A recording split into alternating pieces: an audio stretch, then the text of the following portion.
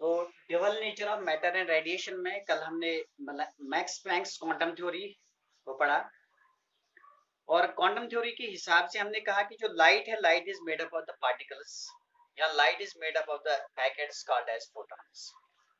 और उन फोटॉन्स का एक कैरेक्टरिस्टिक हमने देखा कि उनमें जो एनर्जी होती है वो उसको इसके रिलेशन हमने देखी is equal to h nu, where nu is the frequency, यानी कि जितनी ज्यादा एनर्जी होगी उतनी ज्यादा फ्रीक्वेंसी होती है। और एच क्या था? That was Planck's constant. और हमने उसमें देखा कि जो फोटॉन होता है, फोटॉन जब चलता है इन द वैक्यूम, वो चलता है with the speed of light, और जब वो मीडियम में जाता है तो मीडियम में उसकी स्पीड ऑफ लाइट क्या हो जाती है? चेंज हो जाती है। तो हमने कहा था कि E is equal to h nu, E is equal to h nu, या हमने कहा था E is equal to h c divided by lambda, h c divided by lambda, where C is the speed and lambda is the wavelength. तो अगर speed change हो जाएगी, वो C के बजाय अब क्या हो जाएगी? सपोज वो C के बजाय V हो जाएगी। तो ये रेशो ऐसे चेंज होता है, यानी V और लैम्डा का रेशो ऐसे चेंज होता है कि सच दैट न्यू का वैल्यू हमेशा क्या रहता है? सेम रहता है। इसलिए हम कहते हैं कि जब मीडियम बदलता है तो जो फोटॉन होता है, फोटॉन की जो ये फ्रीक्वेंसी होती है वो क्या रहती है? सेम रहती है। अब अगर वो सेम रहती है तो बदलता क्या है? फोटॉन का बदलता क्या है? फोटॉन का बदलता है वेलोसिटी, और फोटॉन की बदलती क्या है? वेव। समझ में आ रहा है? तो ये हमने देखा था फोटॉन में। और जो फोटॉन था, उस फोटॉन की जो वेवलेंथ, ये एनर्जी थी, वो किसके बराबर थी? एच न्यू के बराबर। और उसका जो मोमेंटम था, मोमेंटम किसके बराबर था? एच बाय लैम्डा के बराबर। समझ में आ रहा है? मींस कि पार्टिकल के साथ एसोसिएट हमने किया था क्या? उसके साथ एसोसिएट हमने किया था वेवलेंथ। तो अगर पार्टिकल के साथ एसोसिएट वेवलेंथ हो जाएगी तो उसी चीज को हमने कहा था कि this is the dual nature, this is the dual nature. अब जो हमें आज का टॉपिक है वो है photo electric effect, that is photo electric effect. Photo electric actual में फोटो इलेक्ट्रिक इफेक्ट जो है ये एक टाइप ऑफ इमिशन है, यानी इलेक्ट्रॉन्स को हमें बाहर निकालना है। कहां से निकालना है? From the metal surface. जो मेटल्स होते हैं, मेटल्स में हम बेसिक्स में, बेसिक क्लास में हम पढ़ते हैं कि जो मेटल्स होते हैं, मेटल्स में जो इलेक्ट्रॉन्स होते हैं, जिनको हम फ्री इलेक्ट्रॉन्स या जिनको हम वैलेंस इलेक्ट्रॉन्स बोलते हैं, दे आर लूजली बाउंड।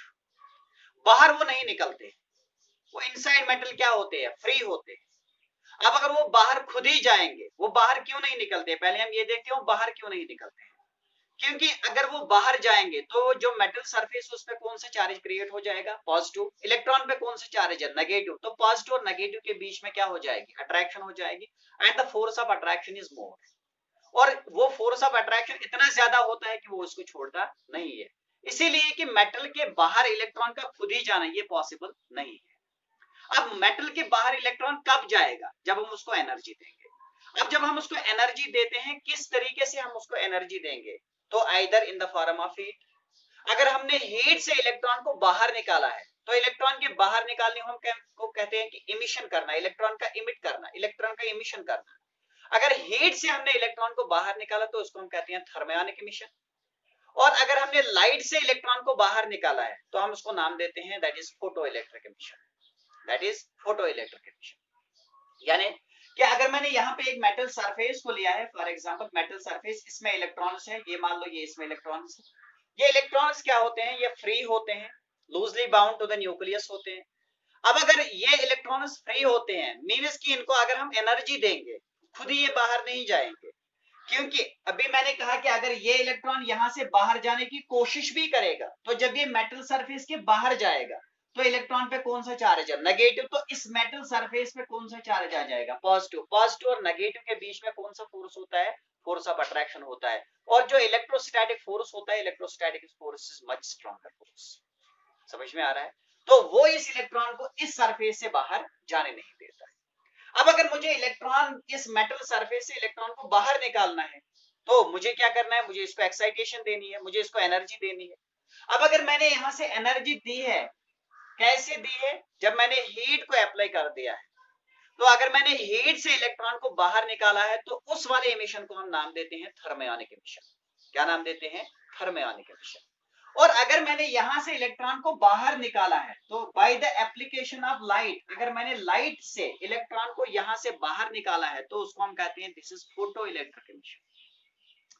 और एक और तरीका है जहां से हम इलेक्ट्रॉन को बाहर निकाल सकते हैं, अगर हमने इलेक्ट्रिक फील्ड लगाया, मगर very large electric field almost of the order of 10 raise to power 8 volt per metre, उसको हम इलेक्ट्रोस्टैटिक्स में वहां पे कहते हैं कि जब आयोनाइजेशन ब्रेकडाउन हो जाएगा, तो अगर मैंने उतना इलेक्ट्रिक फील्ड लगाया है तो वहां मेटल सरफेस से हम उससे भी इलेक्ट्रॉन्स को क्या करते हैं, बाहर निकालते हैं, क्योंकि फील्ड से एक फोर्स लगता है, फील्ड से क्या लगता है, फोर्स लगता है, फोर्स अपॉन चार्ज ही होता है इलेक्ट्रिक फील्ड।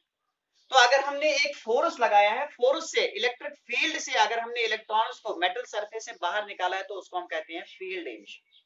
क्या नाम देते हैं, फील्ड एमिशन। इसी तरह एक और एमिशन होता है जिसको हम नाम देते हैं सेकेंडरी एमिशन। सेकेंडरी एमिशन में एक एक्साइटेड इलेक्ट्रॉन जो होता है, मींस जिसके पास एनर्जी ज्यादा होती है, जिसके पास वेलोसिटी ज्यादा होती है, तो जब वो एक सरफेस को स्ट्राइक करता है वो वहां से दूसरे इलेक्ट्रॉन को उखाड़ता है, तो जब वो दूसरे इलेक्ट्रॉन को वहां से उखाड़ता है तो उसको भी हम कहते हैं कि इलेक्ट्रॉन का क्या करना, इमिट करना। अब एक इलेक्ट्रॉन ने, एक हाईली एनर्जेटिक इलेक्ट्रॉन ने दूसरे इलेक्ट्रॉन को बाहर निकाला है तो इसको हम कहते हैं this is field emission, this is field emission. अब यहाँ पे जो हमको डिस्कस करना है वो हमको डिस्कस करना है यहाँ पे, that is photo electric emission, photo electric effect, यहाँ जिसको हम कहते हैं photo electric emission. Photo electric effect में होता क्या है, तो photo electric effect, photo mean is light, क्योंकि फोटॉन से बनी हुई है, तो अगर हमने लाइट को यूज करके इलेक्ट्रॉन्स को मेटल सरफेस से बाहर निकाला, मेटल सरफेस से बाहर निकाला, क्या हर एक लाइट को हम यूज करते हैं इलेक्ट्रॉन्स को बाहर निकालने के लिए, ये भी हम देखेंगे। अब अगर हमने लाइट को लिया है तो उस लाइट में कौन सी कैरेक्टरिस्टिक ऐसी होनी चाहिए जिससे फोटो इलेक्ट्रिक इफेक्ट हो जाएगा, तो वो भी हम यहाँ पे देखेंगे। पहले आप डेफिनेशन लिखो फोटो इलेक्ट्रिक इफेक्ट क्या होता है। देखो, when light is incident, when light is incident on certain metals, when light is incident on certain metals, electrons are ejected out. When light is incident on certain metals, electrons are ejected out of the metal surface, of the metal surface. When these electrons move in a circuit, when these electrons move in a circuit, a current starts flowing in the circuit. A current starts flowing in the circuit. This current is known as photoelectric current, and the effect is known as photoelectric effect. And the effect is known as photoelectric effect.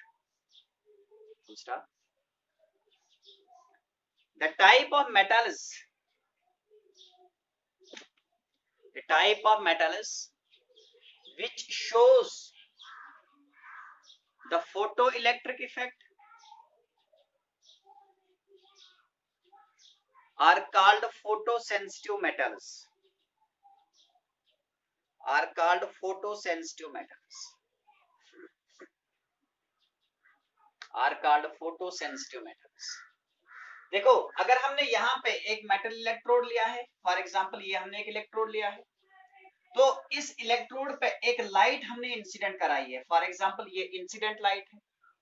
तो अगर ये incident light यहां से electron को बाहर निकालेगी, तो अगर हमने यहां से सर्किट को कंप्लीट कर दिया है ऐसे, तो यहां से एक करंट चलेगी, तो यहां से एक करंट चलेगी, तो जो ये करंट इस सर्किट में चलेगी by the flow of this electron, इस करंट को हम नाम क्या देते हैं, photo electric current.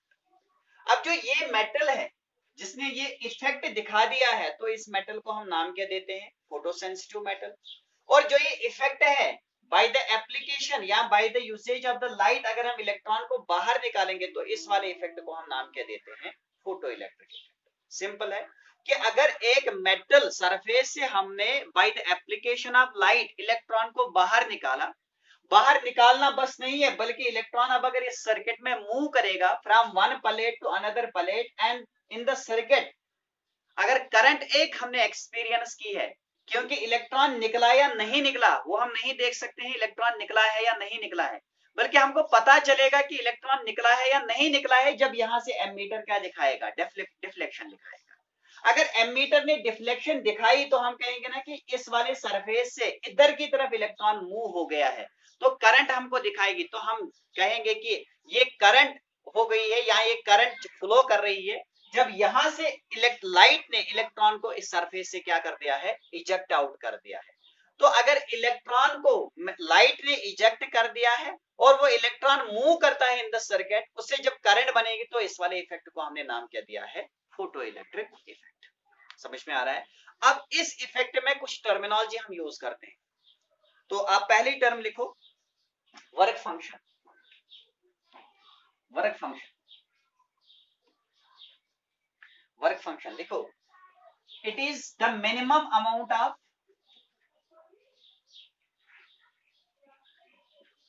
it is the minimum amount of energy, it is the minimum amount of energy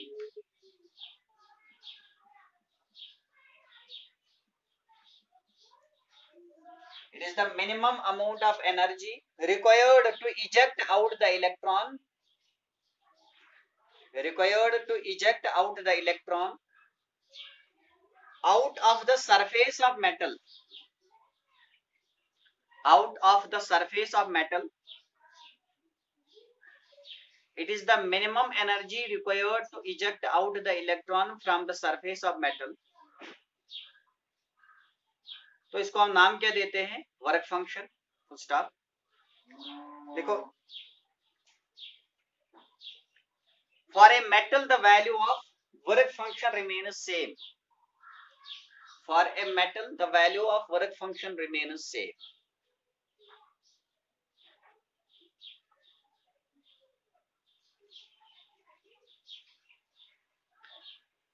इसको हम डिनोट करते हैं फाई से, तो आप यहां से लिख सकते हैं, इसको हम डिनोट करते हैं फाई से, या फाई नॉट कभी हम इसको दिखाते हैं phi, it is denoted by phi. और दूसरा पॉइंट इसमें लिखो, it is the characteristic of the metal, it is the characteristic of the metal, it is the characteristic of the metal। देखो, जो हमने मेटल सरफेस ली है, अब मेटल सरफेस से हमको इलेक्ट्रॉन को क्या करना है, बाहर निकालना है। अब अगर मेटल सरफेस से हमने इलेक्ट्रॉन को बाहर निकालना है, तो हमने यहां से एक इंसिडेंट लाइट लाई, या इंसिडेंट एक लाइट जिसको हमने इंसिडेंट इस पे कराया। अब अगर ये इंसिडेंट लाइट है तो इस इंसिडेंट लाइट में क्या है, एनर्जी है। अगर इसमें एनर्जी है, इसमें क्या है, एनर्जी है, तो ये इलेक्ट्रॉन इस मेटल सरफेस से मुझे इलेक्ट्रॉन को क्या करना है, बाहर निकालना है। बाहर निकालने वाले इलेक्ट्रॉन, अगर हमने बाहर इलेक्ट्रॉन को निकाला तो हम कहेंगे फोटो इलेक्ट्रिक इफेक्ट हो गया है। अब देखो, फॉर एग्जांपल मान लो मैंने ये मेटल लिया है, इस मेटल पे मैंने पहले एक लाइट इंसिडेंट कराई, उस लाइट में एनर्जी थी फॉर एग्जांपल 4, तो मैंने देखा कि यहां से इलेक्ट्रॉन बाहर नहीं निकला। अब इसके बाद मैंने और एक एनर्जी लाई है और एक इंसिडेंट लाइट लाई है, तो उसकी एनर्जी मैंने देखा 4.2 थी। तो जब 4.2 थी तो मैंने देखा कि यहां से इलेक्ट्रॉन बाहर निकला है, मींस कि इलेक्ट्रॉन इजेक्ट आउट हो गया है। अब अगर 4.2 से कम मैं एनर्जी दूंगा, क्या यहां से इलेक्ट्रॉन बाहर निकलेगा? आंसर है नहीं निकलेगा। अब मुझे अगर इलेक्ट्रॉन को बाहर निकालना है तो बोलो मिनिमम एनर्जी मुझे कितनी चाहिए, बोलो 4 चाहिए, 4.2 चाहिए, 4.2 चाहिए। तो 4.2 वो मिनिमम एनर्जी है जिससे इलेक्ट्रॉन यहां से क्या करेगा, बाहर निकलेगा। तो अब जो यही मिनिमम एनर्जी है to eject out the electron from the metal surface, तो उसको हम क्या नाम देते हैं, वर्क फंक्शन। अब ये जो वर्क फंक्शन है, वर्क फंक्शन को हमने डिनोट किससे किया है, फाई से। अब जो लाइट का स्पेक्ट्रम जब हम पढ़ते हैं, तो लाइट के स्पेक्ट्रम में डिफरेंट टाइप्स ऑफ वेवलेंथ्स होती हैं, या डिफरेंट टाइप्स ऑफ फ्रीक्वेंसीज होती है। मींस कि अगर हमारे पास विजिबल लाइट है, अगर हमारे पास अल्ट्रावायलेट लाइट है, तो विजिबल लाइट और अल्ट्रावायलेट लाइट, इन लाइट्स को या ये जो बैंड है इसको हम कैसे डिफरेंशिएट करते हैं, इसको हम डिफरेंशिएट करते हैं on the basis of frequency और on the basis of wavelength. अगर फ्रीक्वेंसी के बेसिस पे या वेवलेंथ के बेसिस पे हमने लाइट के स्पेक्ट्रम को डिफरेंशिएट कर दिया है, तो इसका मतलब है ना कि जो विजिबल वाली लाइट है अगर उसकी फ्रीक्वेंसी कम है तो उसके पास एनर्जी भी क्या होगी, कम होगी।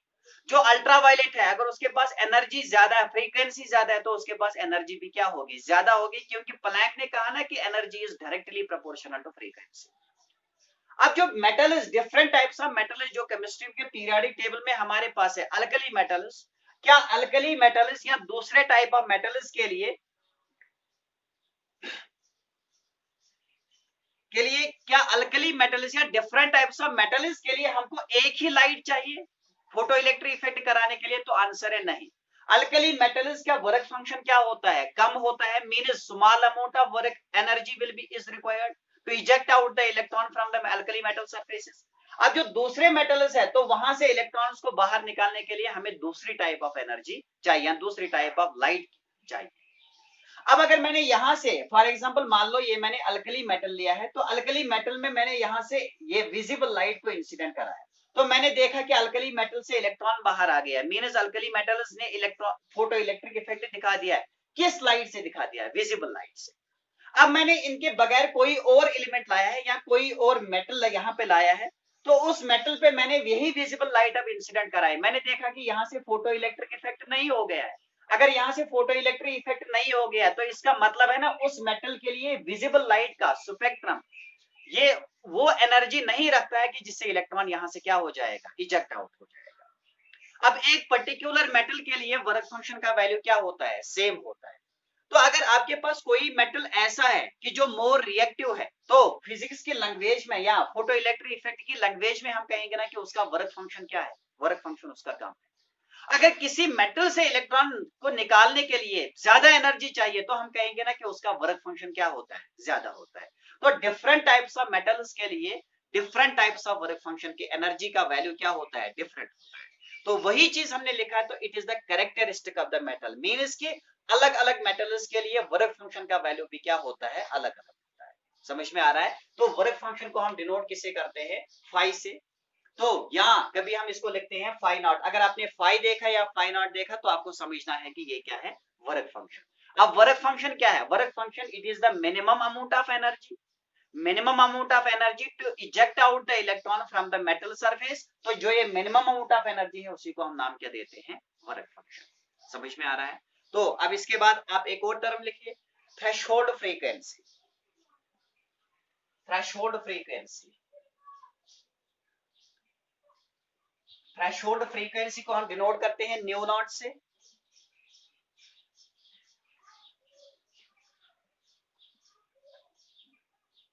देखो it is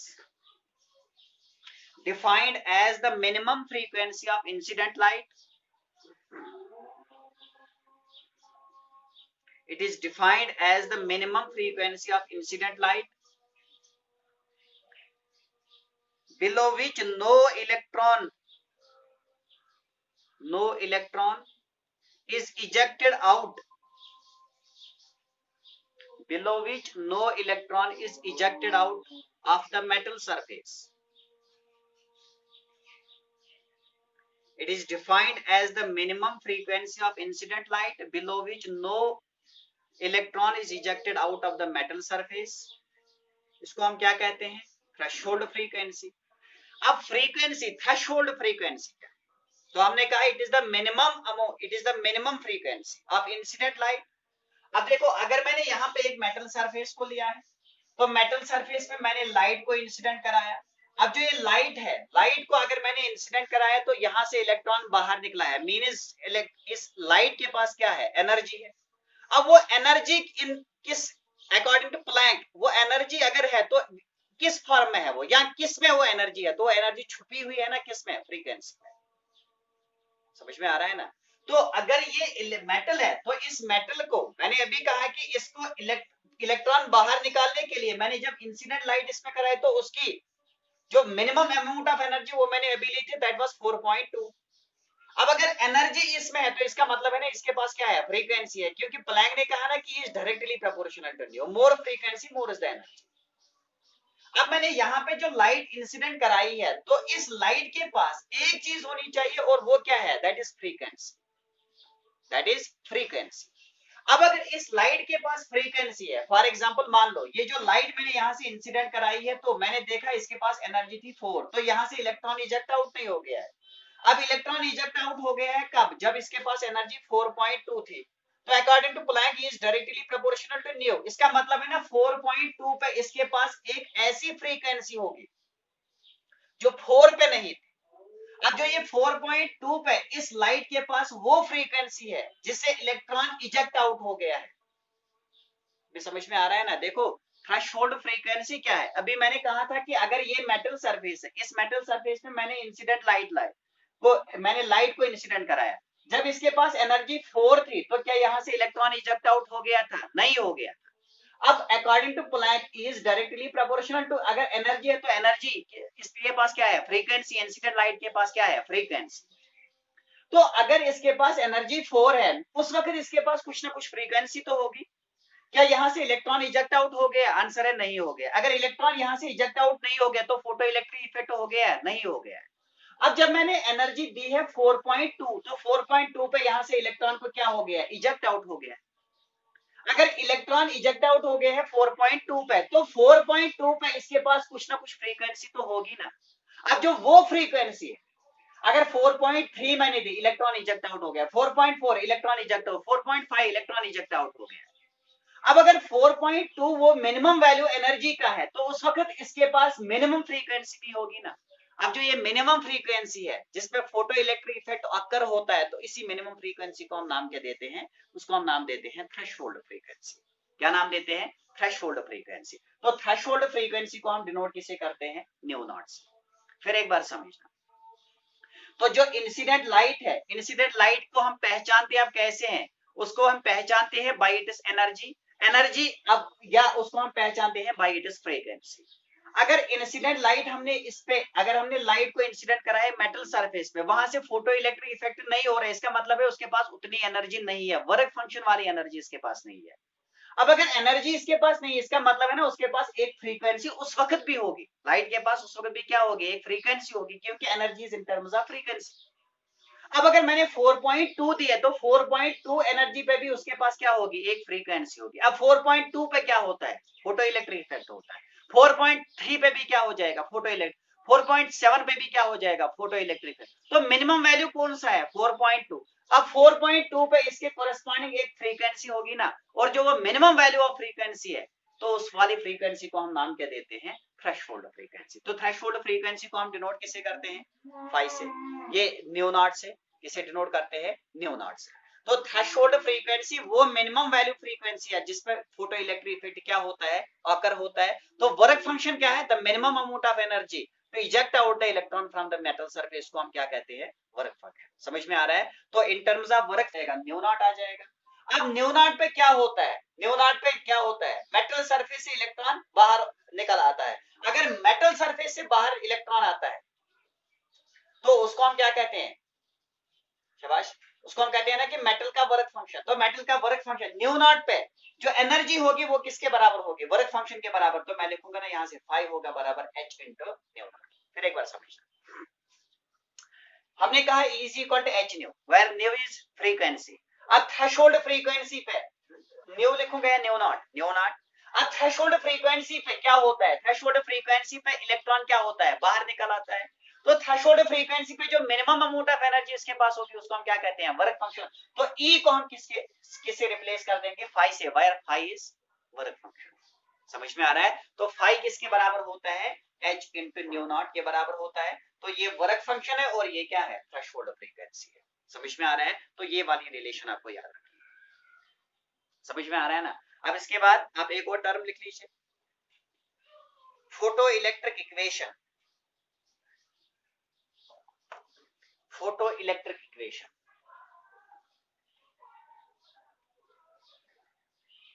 photo electric equation.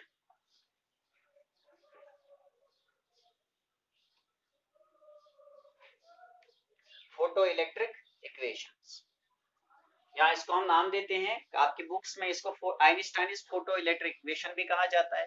तो ये आप ऐसे भी लिख सकते हैं, फोटो इलेक्ट्रिक इक्वेशन। बहुत ही सिंपल है। देखो, अगर हमने ये एक मेटल को लिया है, ये मेटल सरफेस मैंने ली है, फोटो सेंसिटिव मेटल है। इस फोटो सेंसिटिव मेटल पे हमने एक लाइट को इंसिडेंट करा है, ये मान लो this is the incident light. अब अगर ये इंसिडेंट लाइट है तो इस इंसिडेंट लाइट के पास क्या होगी, एनर्जी होगी। मान लो वो वाली एनर्जी किसके बराबर है, EI के बराबर है। अब जब ये इंसिडेंट लाइट इस मेटल सरफेस पे पड़ती है तो ये इंसिडेंट लाइट जो है ना, ये दो कामों में यहाँ खर्च हो जाती है। किस किस काम में खर्च हो जाती है, एक कि इलेक्ट्रॉन जो इस सरफेस पे उस इलेक्ट्रॉन को बाहर निकालते हैं, यानी द इंसिडेंट लाइट जो यहाँ पे है उसको हम यूज करते हैं, that get is utilized in the two ways. एक वे होता है कि वो इलेक्ट्रॉन को क्या करता है, इजेक्ट आउट करता है, इलेक्ट्रॉन को बाहर निकालता है। और दूसरा ये होता है कि इलेक्ट्रॉन को बाहर निकालने के बाद इलेक्ट्रॉन को क्या कराता है, मूव कराता है। अब अगर मूव करेगा इलेक्ट्रॉन तो उसके साथ एसोसिएट कौन सी एनर्जी होती है, काइनेटिक एनर्जी होती है। समझ में आ रहा है। तो आप याद ऐसे रखेंगे कि जो इंसिडेंट एनर्जी होती है लाइट की, या जो लाइट है जो इसकी एनर्जी होती है, that get is utilized in the two ways। एक वे होती है to eject out the electron from the metal surface and number second क्या होता है, to move the electron। समझ में आ रहा है। आप इस पॉइंट को नोट कीजिए। देखो, the energy of incident light, the energy of incident light is utilized, yeah, is being used up in the two parts, up in the two parts। number first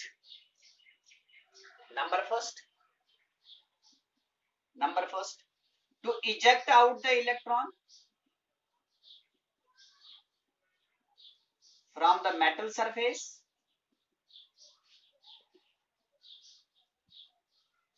plus दूसरा part क्या होता है, to move the electron,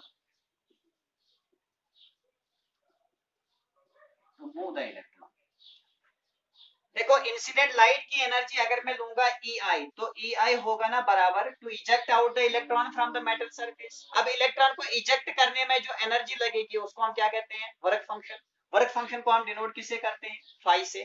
plus two move the electron, अब electron जब move करेगा तो उसके साथ एनर्जी एसोसिएट होगी, और वो कौन सी एनर्जी होती है, काइनेटिक एनर्जी। तो हम ऐसे लिखेंगे ना, EI होगा बराबर फाई प्लस क्या आ जाएगा, काइनेटिक एनर्जी। समझ में आ रहा है। या हम यहां से ऐसे लिखेंगे phi naught means this is the work. तो ये जो है ना, ये आपके पास बेसिक इक्वेशन है किसकी, फोटो इलेक्ट्रिक इक्वेशन की। ये बेसिक इक्वेशन आपके पास। आप इसको इन टर्म्स ऑफ फ्रीक्वेंसी या थ्रेशोल्ड फ्रीक्वेंसी भी लिख सकते हैं। तो E किसके बराबर होता है, एच न्यू के बराबर। मैं लिखूंगा h nu is equal to, बोलो फाई का वैल्यू अभी हमने लिखा है in terms of threshold frequency, that will be equal to h into nu naught. H nu naught plus क्या आ जाएगा, काइनेटिक एनर्जी। तो काइनेटिक एनर्जी किसके बराबर होता है, हाफ ऑफ mv²। तो ये दूसरी इक्वेशन आपके पास है।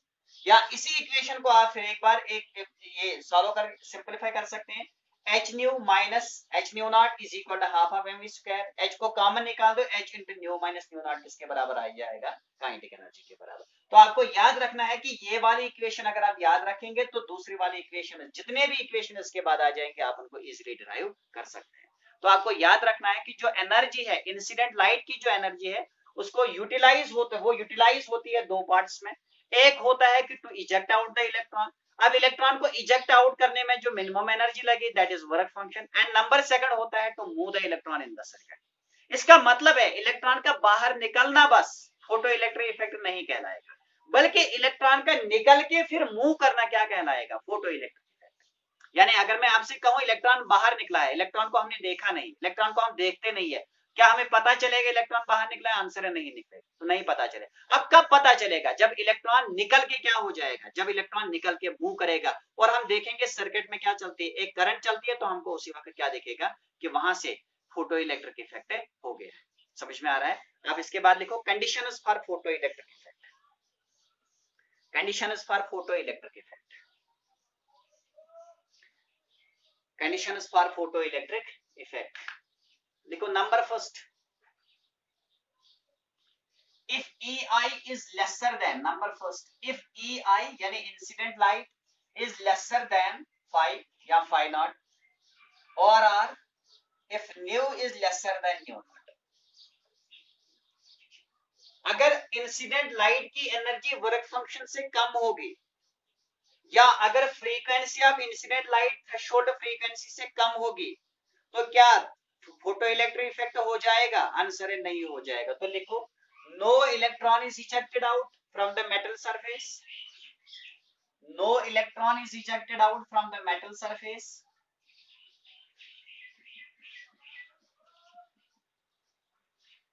ऑफ द मेटल सरफेस अगर इलेक्ट्रॉन इजेक्ट आउट नहीं हो गया तो hence no photo electric effect, hence no photo electric effect. Number second, if E I अगर इंसिडेंट एनर्जी की, अगर इंसिडेंट लाइट की एनर्जी इक्वल टू फाई है, मींस वर्क फंक्शन के बराबर है, और if new is equal to nu naught, अगर फ्रीक्वेंसी किसके बराबर है? थ्रेशोल्ड फ्रीक्वेंसी के बराबर है, तो क्या इलेक्ट्रॉन मेटल सरफेस से बाहर आएगा? हाँ, इलेक्ट्रॉन बाहर आ जाएगा। क्या इलेक्ट्रॉन मूव करेगा? इलेक्ट्रॉन मूव नहीं करेगा। लिखो electron will be ejected out of the metal surface, electron will be ejected out of the metal surface, electron will be ejected out of the metal surface, मगर वो move नहीं करेगा, but will not move,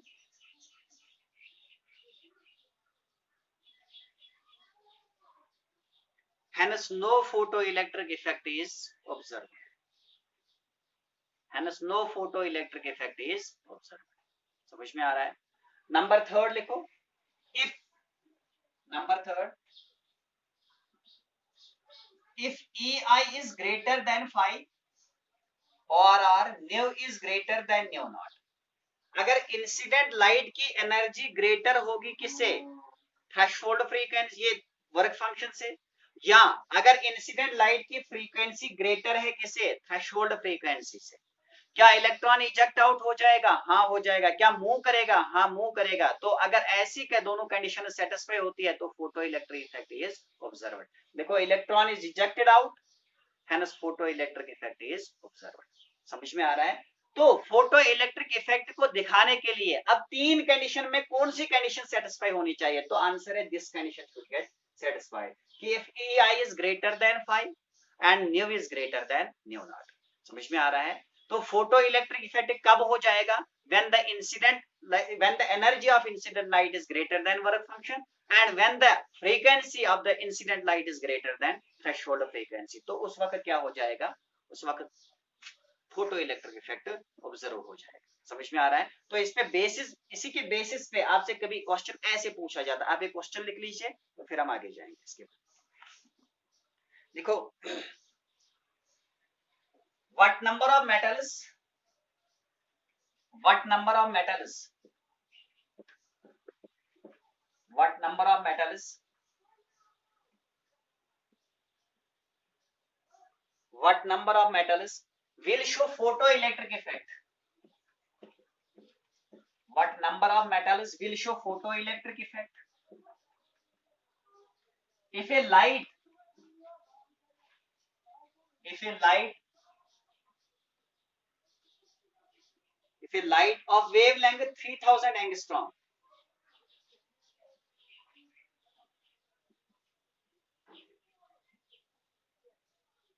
if a light of wavelength 3000 angstrom is incident on the following metals,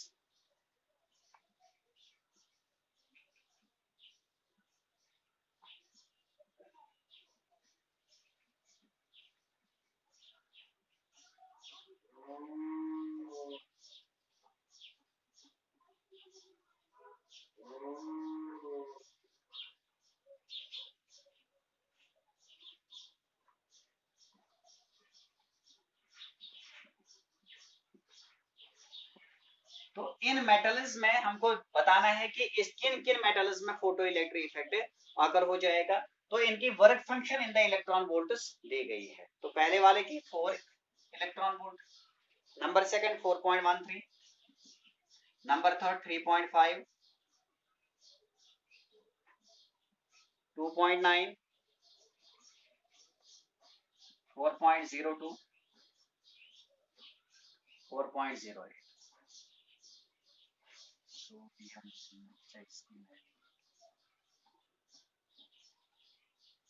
4.08, तो इसके भी लिखो 4 या इसके अंदर। तो इन मेटल्स में हमको बताना है कि किस किस मेटल में फोटो इलेक्ट्रिक इफेक्ट आकर हो जाएगा। अब फोटो इलेक्ट्रिक इफेक्ट के लिए हमने कंडीशन बता दी है कि इंसिडेंट एनर्जी की, ये जो इंसिडेंट लाइट है उसकी एनर्जी ग्रेटर होनी चाहिए किसे, वर्क फंक्शन से।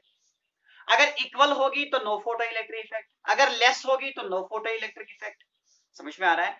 तो अगर ग्रेटर होगी तो उसी वक्त photo electric effect will occur. समझ में आ रहा है? अब जो इंसिडेंट लाइट है ना, इंसिडेंट लाइट की वेवलेंथ दी गई है, बोलो इंसिडेंट लाइट की वेवलेंथ किसके बराबर है? 3000 एंगस्ट्रॉम। अभी कल हमने देखा कि अगर एंगस्ट्रॉम में दी गई है तो बोलो ई का ई किसके बराबर होता है? HC divided by lambda, HC divided by lambda. समझ में आ रहा है? अगर HC divided by lambda, lambda आप किस में है? एंगस्ट्रॉम में, तो एचसी का वैल्यू किसके बराबर आ जाएगा? 12400। तो हम लिखेंगे ई या इंसिडेंट एनर्जी ई आई होगा बराबर 12400 डिवाइडेड बाय लैम्डा, लैम्डा का वैल्यू किसके बराबर है? 3000। ये भी एंगस्ट्रॉम में आ जाएगा, ये भी एंगस्ट्रॉम में, एंगस्ट्रॉम एंगस्ट्रॉम क्या हो जाएगा? कैंसिल। तो एनर्जी किस में आ जाएगी? इलेक्ट्रॉन वोल्ट्स में। ये और ये क्या हो जाएंगे? कैंसिल। तो ई आई का वैल्यू किसके बराबर आ जाएगा? शाबाश, ई आई का वैल्यू हम लिखेंगे 4.13। तो 4.13 इलेक्ट्रॉन। अब अगर ई आई का वैल्यू आ गए हैं 4.13, अब अगर ये इंसिडेंट एनर्जी है, अगर इंसिडेंट एनर्जी की या इंसिडेंट लाइट की एनर्जी ग्रेटर होगी किसे? वर्क फंक्शन से। बोलो पहले वाले के वर्क फंक्शन किसके बराबर है? 4 के बराबर है। तो ये है ना ग्रेटर देन 4, इसका मतलब है कि इंसिडेंट एनर्जी, इंसिडेंट लाइट की एनर्जी ग्रेटर है 4 से, वर्क फंक्शन है।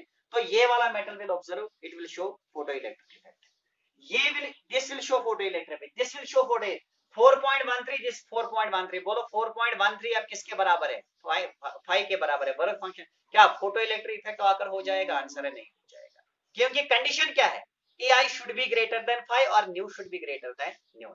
समझ में आ रहा है? तो 3.5 this will show, this will show 4.02 this will show and 4.08 this will show. समझ में आ रहा है? तो इन मेटल्स में हमको बताना है कि कौन कौन सा मेटल वर्क ये शो करेगा फोटो इलेक्ट्रिक इफेक्ट। समझ में आ रहा है? 4.08 नहीं 4. तो हम यहां से लिखेंगे 4.8। तो हम यहां से लिखेंगे कि सोडियम, ये पोटेशियम, सोडियम, सीजियम नहीं, क्योंकि इसके वर्क फंक्शन जो है 5 का वैल्यू वो किसके बराबर आ रहा है? EI के बराबर आ रहा है। तो ये नहीं शो करेगा, ये शो करेगा, ये शो करेगा, दिस विल शो, और ये वाला शो नहीं करेगा। तो आप यहां से बता सकते हैं कि कौन कौन सा metal photo electric effect observe करेगा। समझ में आ रहा है? समझ में आ रहा है? तो ये यहां से ऐसे क्वेश्चन आपके एग्जाम में पूछे जा सकते हैं।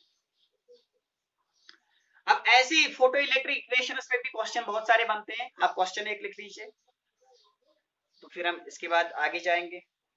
देखो question is on photo electric equation, photo electric equation.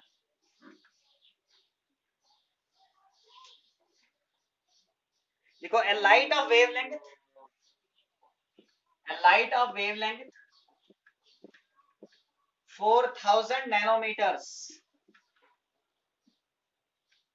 a light of wavelength 400 nanometers, 4000 नहीं 400 nanometers, a light of wavelength 400 nanometers। समझना वेवलेंथ किस में दी गई है? नैनोमीटर्स में। Strikes a metal surface, strikes a metal surface with phi is equal to, तो उसके वर्क फंक्शन का वैल्यू दिया गया है 2.13 electron volt. Full stop. Calculate the energy of, या calculate the kinetic energy of, calculate the kinetic energy of most energetic electron, calculate the energy of most, calculate the kinetic energy of most energetic electron।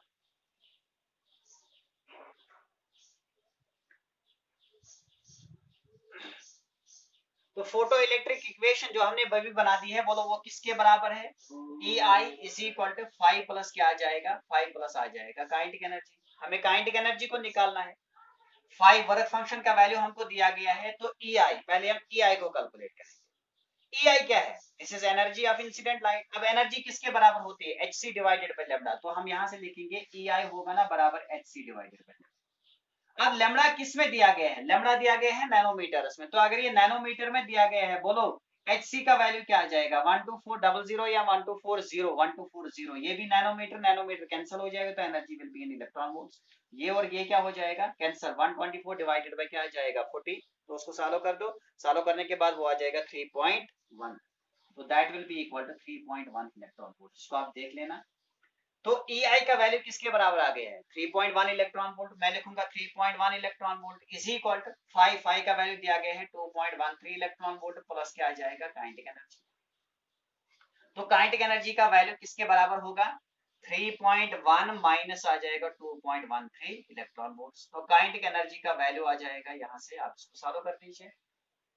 तो this will be 0.97 electron volt. 0.97 electron volt. अब energy, kinetic energy को हम major किस में करते हैं? Joules में major करते हैं। तो अगर आपको इसको कन्वर्ट करना होगा, अगर इलेक्ट्रॉन वोल्ट्स में ही आपका आंसर है तो आप इलेक्ट्रॉन वोल्ट्स में ही रख सकते हैं। अगर आपको इसको जूल में कन्वर्ट करना होगा तो बोलो किससे मल्टीप्लाई करेगा? 1.6 into 10 raised power -19। समझ में आ रहा है? तो आपका आंसर चेंज हो जाएगा किसमें? जूल्स में हो जाएगा। समझ में आ रहा है? तो आप यहां से काइनेटिक एनर्जी को आप ऐसे भी लिख सकते हैं 0.97 into 1.9 into 10 raised power -19 joules। तो दिस विल बी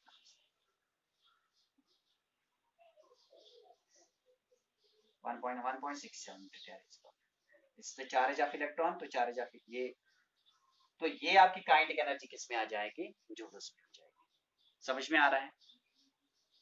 तो अगर फोटो इलेक्ट्रिक इफेक्ट में अब हमने देखा कि फोटो इलेक्ट्रिक इफेक्ट क्या होता है, conditions for the photo electric effect क्या है, और वर्क फंक्शन का वैल्यू किसके बराबर होता है, थ्रेशोल्ड फ्रीक्वेंसी क्या होती है। तो